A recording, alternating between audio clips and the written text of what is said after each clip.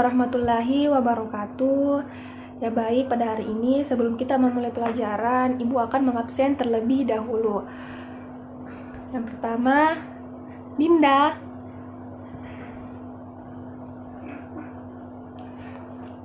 Kemudian Dandi.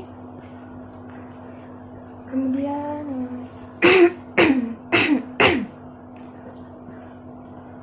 Rehan. Ya, setelah Ibu mengabsen, alhamdulillah hadir lengkap ya semuanya.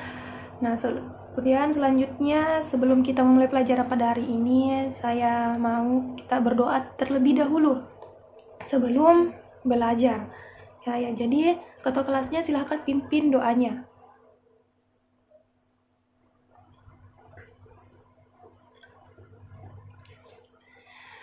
Nah, baik, pada pertemuan hari ini kita akan mempelajari tentang kitab-kitab Allah. Nah, yang pertama itu iman kepada kitab-kitab Allah.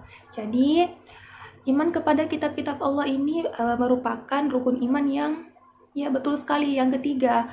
Jadi, beriman kepada kitab-kitab Allah adalah meyakini dengan sepenuh hati bahwa Allah Subhanahu wa Ta'ala telah menurunkan kitab-kitabnya kepada Nabi dan Rasul yang berisi wahyu untuk disampaikan dan diajarkan kepada umat manusia. Kemudian dalam kitab-kitab Allah itu ada 4. Nah, yang pertama itu adalah kitab Zabur, di mana kitab Zabur ini diwahyukan kepada Nabi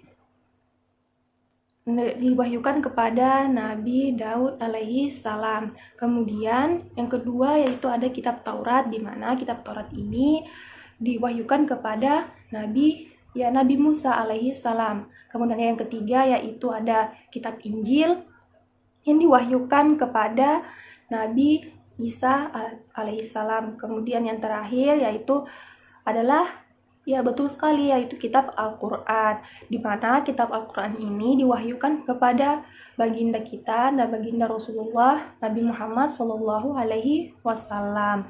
Kemudian isi dari Al-Quran itu berisi kenapa kita harus mengimani Al-Quran, karena Al-Quran itu berisi tentang pedoman-pedoman, berisi itu larangan-larangan Allah, perintah-perintah Allah. Ya, jadi kita itu perlu mengimani Al-Quran. Bagaimana cara mengimaninya? Ya, mengimani Al-Quran itu gampang sekali dengan cara kita mempelajarinya, membacanya. Jangan cuma dijadikan pajangan saja, kita simpan di meja, disimpan di lemari, dijadikan pajangan. Ya, jadi Al-Quran itu harus dibaca. Jangan cuma dibaca, tapi dihafalkan juga. Dan dihafalkannya juga dengan pengucapan yang baik dan benar.